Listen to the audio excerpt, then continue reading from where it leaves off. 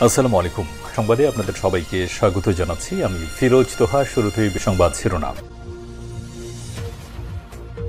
বাংলাদেশের সর্বশেষ গুরুত্বপূর্ণ আপডেট সংবাদে আপনাকে স্বাগত। শুরুতেই সংবাদ শিরোনাম, পরে বিস্তারিত। প্রথমে জানাবো, শুধু নির্বাচন নয়, ভবিষ্যতের বাংলাদেশ গড়তে হবে। অন্তর্বর্তীকালীন সরকারের প্রধান উপদেষ্টা ড. মোহাম্মদ ইউনূস ক্ষমতা গ্রহণের পর বিভিন্ন রাজনৈতিক দল শুধু নির্বাচনের রোডম্যাপ চাই বলছে। শুধু নির্বাচনের রোডম্যাপ নয়, বাংলাদেশকে গড়তে হবে, এমন সুযোগ আর আসবে না বলছেন জাতীয় গণতান্ত্রিক পার্টি জাগপার সহ-সভাপতি ও দলীয় মুখপাত্র রাশেদ প্রধান।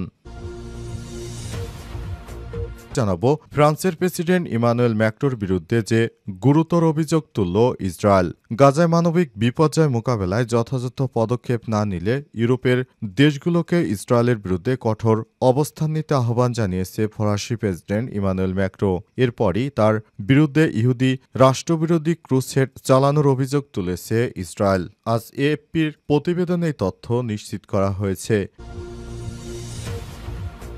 এরপর জানাবো, যুক্তরাষ্ট্রের সর্বশেষ যুদ্ধবিরতির প্রস্তাব, হামাস ও গাজার সার্বিক পরিস্থিতি। মার্কিন প্রেসিডেন্ট ডোনাল্ড ট্রাম্পের প্রশাসনের পক্ষ থেকে আজ ইসরায়েলের সঙ্গে একটি যুদ্ধবিরতির প্রস্তাব দেওয়া হয়েছে। সরাসরি প্রত্যাখ্যান না করলেও প্রস্তাবটি আলোচনাধীন বলে জানিয়েছে হামাস। এ বিষয়ে গুরুত্বপূর্ণ সংবাদ জানাবো, সঙ্গেই থাকুন।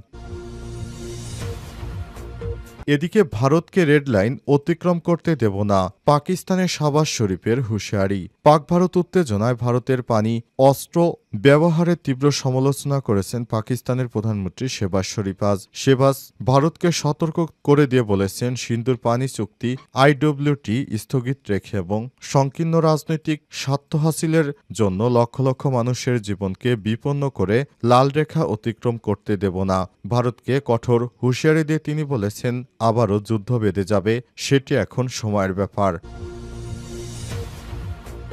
এবারে জানাবো, যুদ্ধবিরতি নিয়ে তুরস্কের সঙ্গে ফোনালাপ হামাসের। গাজায় যুদ্ধবিরতি নিয়ে ফিলিস্তিনের প্রতিরোধ আন্দোলন হামাসের সঙ্গে ফোনালাপ করেছে তুরস্কের পররাষ্ট্রমন্ত্রী হাকান ফিদান। এক প্রতিবেদনে তথ্য জানিয়েছে ব্রিটিশ বার্তা সংস্থা রয়টার্স। তবে প্রিয় দর্শক, এতক্ষণ শুনছিলেন সংবাদ শিরোনাম, এবারে বিস্তারিত। তবে তার আগে বন্ধুরা, অনুরোধ থাকবে এই সংবাদটিতে একটি লাইক দিন। এই চ্যানেলে আপনি নতুন হয়ে থাকলে আমাদের সংবাদটি দেখতে দেখতে চ্যানেলটি সাবস্ক্রাইব করে রাখুন। কমেন্ট করে বন্ধুরা আপনার মূল্যবান মতামত জানিয়ে দিন আপনি বিশ্বের কোন দেশ থেকে বা বাংলাদেশের কোন স্থান থেকে আমাদের সংবাদটি দেখছেন এবং শুনছেন। আর বন্ধুরা, গাজা যুদ্ধে আপনি যদি নিরীহ ফিলিস্তিনিদের ভালোবেসে থাকেন, কমেন্টে ইয়েস লিখে বিশ্ববাসীকে জানিয়ে দিন। সংবাদটি আপনার সোশ্যাল মিডিয়া ফেসবুকে শেয়ার করে বন্ধুদেরও দেখার সুযোগ করে দিন। আর বন্ধুরা, দেখতে থাকুন আমাদের সংবাদটি। এবারে বিস্তারিত।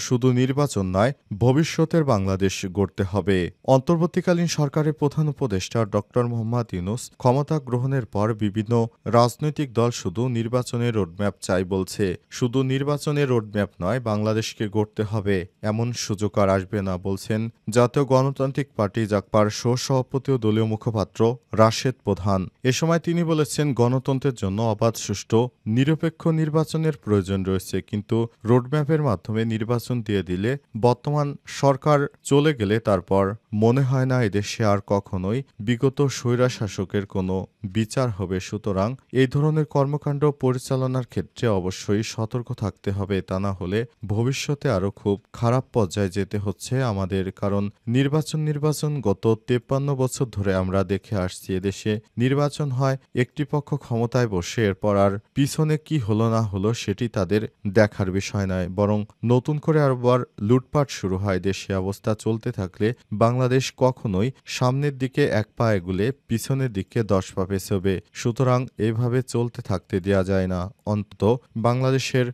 গণতান্ত্রিক শক্তিকে এগিয়ে যেতে হলে আমাদেরকে বর্তমান অন্তর্বর্তীকালীন সরকারের যে সংস্কার কর্মসূচি রয়েছে সেগুলোকে সমর্থন করে সামনের দিকে এগিয়ে যেতে হবে। এ সময় তিনি আরও বলেছেন, বাংলাদেশের প্রতিটি মানুষ যে বিষয়টি মাথায় রেখে আন্দোলন করেছিল, সেই বিষয়টির প্রতি আমাদেরকে মূল্যায়ন করতে হবে, তা না হলে আগামীর নতুন বাংলাদেশ কখনোই সম্ভব হবে না। এ সময় তিনি আরও বলেছেন, নতুন বাংলাদেশ গড়তে হলে অবশ্যই বাংলাদেশের সকল মানুষকে একসঙ্গে কাজ করতে হবে। নতুন বাংলাদেশের যে আকাঙ্ক্ষা তৈরি হয়েছে সেটি কোনোভাবেই মুছে ফেলা যাবে না বলে মনে করেন তিনি। ম্যাক্রোর বিরুদ্ধে যে গুরুতর অভিযোগ তুলল ইসরায়েল। গাজায় মানবিক বিপর্যয় মোকাবেলায় যথাযথ পদক্ষেপ না নিলে ইউরোপীয় দেশগুলোকে ইসরায়েলের বিরুদ্ধে কঠোর অবস্থান নিতে আহ্বান জানিয়েছে ফরাসি প্রেসিডেন্ট ইমানুয়েল ম্যাক্রো। এরপরই তার বিরুদ্ধে ইহুদি রাষ্ট্রবিরোধী ক্রুসেড চালানোর অভিযোগ তুলেছে দখলদারি ইসরায়েল। এএফপি জানিয়েছে, আজ এক বিবৃতিতে ইসরায়েলের পররাষ্ট্র মন্ত্রণালয় দাবি করে গাজায় কোনো মানবিক অবরোধ নেই, এটা নির্জলা মিথ্যাচার। ইসরায়েলের পররাষ্ট্র মন্ত্রণালয় আরও জানিয়েছে, জিহাদি সন্ত্রাসীদের উপর চাপ প্রয়োগের বদলে ম্যাক্রো তাদের একটি ফিলিস্তিনি রাষ্ট্র উপহার দিতে চান। সন্দেহ নেই, এই রাষ্ট্রে জাতীয় দিবস হবে ৭ অক্টোবর। এক কথায় মূলত ২০২৩ সালের ৭ অক্টোবর হামাসের হামলার প্রতি ইঙ্গিত করা হয়, যেটি গাজা যুদ্ধের সূচনা ঘটায়। আজ এক বিবৃতিতে ইসরায়েলের পররাষ্ট্র মন্ত্রণালয় আরও জানায়, হামাস ইতিমধ্যেই ম্যাক্রোর বক্তব্যের প্রশংসা করেছে। হামাস জানে তারা কেন এটা করেছে। প্রসঙ্গত, ইসরায়েল গত সপ্তাহে গাজায় ২ মাসের বেশি সময় ধরে চলা অবরোধ আংশিক শিথিল করেছে, কিন্তু খাদ্য ওষুধের তীব্র ঘাটতির মুখে থাকা গাজায় সহায়তা এখনও অতি ধীরগতিতে প্রবেশ করছে। এমন পরিস্থিতিতে ম্যাক্রো সিঙ্গাপুরের শীর্ষ এক প্রতিরক্ষা সম্মেলনে বলেছেন, যদি আমরা গাজাকে পরিত্যাগ করি, যদি ইসরায়েলের জন্য ফ্রি পাস তৈরি করি, তাহলে আমরা সন্ত্রাসী হামলার নিন্দা করলেও আমাদের বিশ্বাসযোগ্যতা ধ্বংস হয়ে যাবে। এ সময় তিনি ইউরোপীয় রাষ্ট্রগুলোকে ইসরায়েলের বিরুদ্ধে একযোগে কঠোর পদক্ষেপ গ্রহণের আহ্বান জানান এবং প্রয়োজনে নিষেধাজ্ঞার কথা উত্থাপন করেন। ফরাসি প্রেসিডেন্ট আরও বলেছেন, ফিলিস্তিনি রাষ্ট্রকে স্বীকৃতি দেওয়া শুধু নৈতিক দায়িত্ব নয়, এটি একটি রাজনৈতিক অপরিহার্যতা। ফ্রান্স ও সৌদি আরব বর্তমানে জাতিসংঘে একটি আন্তর্জাতিক সম্মেলনের আয়োজন করেছে, যার উদ্দেশ্য হল ইসরায়েল ফিলিস্তিন দ্বন্দ্বে ২ রাষ্ট্রভিত্তিক একটি সমাধান বের করা। আর এই সমাধানের কথা শুনেই নেতানিয়াহু এবার চরম বিপদে পড়তে চলেছে। যুক্তরাষ্ট্রের সর্বশেষ যুদ্ধবিরতি প্রস্তাব, হামাস ও গাজার সার্বিক পরিস্থিতি। মার্কিন প্রেসিডেন্ট ডোনাল্ড ট্রাম্পের প্রশাসনের পক্ষ থেকে আজ বৃহস্পতিবার ইসরায়েলের সঙ্গে একটি যুদ্ধবিরতির প্রস্তাব দেওয়া হয়েছে। সরাসরি প্রত্যাখ্যান না করলেও প্রস্তাবটি আলোচনাধীন বলে জানিয়েছে হামাস। তবে এই প্রস্তাবের বর্তমান রূপ গাজায় হত্যা দুর্ভিক্ষের ধারাবাহিকতা ছাড়াও আরও কিছু বয়ে আনবে না বলে অভিযোগ করেছে ফিলিস্তিনের স্বাধীনতাকামী সংগঠনটি। এক বিশেষ প্রতিবেদনে রয়টার্স জানিয়েছে, যুক্তরাষ্ট্রের গোপন এক পরিকল্পনা অনুযায়ী গাজায় ৬০ দিনের যুদ্ধবিরতির প্রস্তাব দেওয়া হয়েছে, যার প্রথম সপ্তাহে ২৮ জন ইসরায়েলি জীবিত বা মৃত্যুজীবীর মুক্তির বিনিময়ে ১২৩৬ জন ফিলিস্তিনি বন্দী ১৮০টি লাশ ফিরিয়ে দেওয়া হবে। প্রস্তাবিত সর্বশেষ এই পরিকল্পনাটির ব্যাপারে খোদ মার্কিন প্রেসিডেন্ট ডোনাল্ড ট্রাম্প এবং মধ্যস্থতাকারী মিশন ও কাতারের গ্যারান্টি দিয়েছে বলে উল্লেখ করেছে রয়টার্স। এতে বলা হয়েছে, হামাস যুদ্ধবিরতিতে সম্মত হলে গাজায় মানবিক সহায়তা পাঠানো শুরু হবে। একই সঙ্গে মানবিক ত্রাণ সহায়তা পৌঁছাবে জাতিসংঘ, রেড ক্রিসেন্ট এবং অন্যান্য অনুমোদিত সংস্থার মাধ্যমে। ইসরায়েল ইতিমধ্যে এই প্রস্তাবে সম্মতি দিয়েছে বলে জানিয়েছে হোয়াইট হাউস। ইসরায়েলি গণমাধ্যমও জানিয়েছে, যুদ্ধবাজ প্রধানমন্ত্রী বেঞ্জামিন নেতানিয়াহু গাজা আটকা জিম্মি পরিবারকে বলেছে, প্রেসিডেন্ট ট্রাম্পের মধ্যপ্রাচ্য দূত স্টিভ উইটকফ যে চুক্তিটি এনেছে ইসরায়েল তা গ্রহণ করেছে। এখন শুধু হামাস এই প্রস্তাবে গ্রহণে রাজি হলেই যুদ্ধবিরতি শুরু হবে। আর দেখা যাক শেষ পর্যন্ত কি হয়। বিষয়ে হামাস তুরস্কের সঙ্গে কথা বলেছে। বিষয়টি কোন পর্যায়ে যায় এখনও বলা যাচ্ছে না। ভারতকে রেড লাইন অতিক্রম করতে দেব না, শাহবাজ শরীফের হুঁশিয়ারি। পাক ভারত উত্তেজনায় ভারতের পানি অস্ত্র ব্যবহারে তীব্র সমালোচনা করেছে পাকিস্তানের প্রধানমন্ত্রী শেহবাজ শরীফ। আজ শেহবাজ ভারতকে সতর্ক করে দিয়ে বলেছেন, সিন্ধু পানি চুক্তি IWT স্থগিত রেখে এবং সংকীর্ণ রাজনৈতিক স্বার্থ হাসিলের জন্য লক্ষ লক্ষ মানুষের জীবনকে বিপন্ন করলে লাল রেখা অতিক্রম করতে দেব না।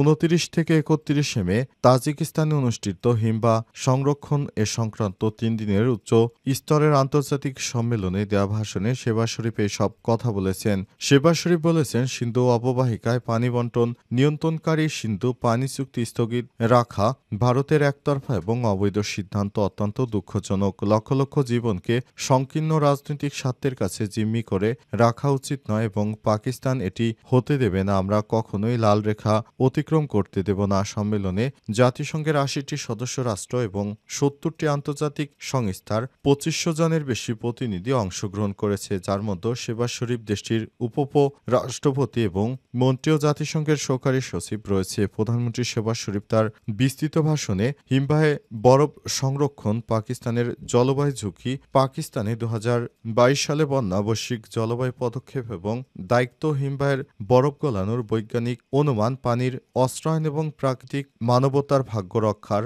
আত্মসম্মান সহ সমস্ত প্রাসঙ্গিক বিষয়ে কথা বলেছেন। এদিকে জাতিসংঘের সাধারণ পরিষদের ৭৭তম অধিবেশনে একটি প্রস্তাবের মাধ্যমে ২০২৫ সালকে আন্তর্জাতিক হিমবাহ সংরক্ষণের বছর হিসেবে ঘোষণা করা হয়েছে।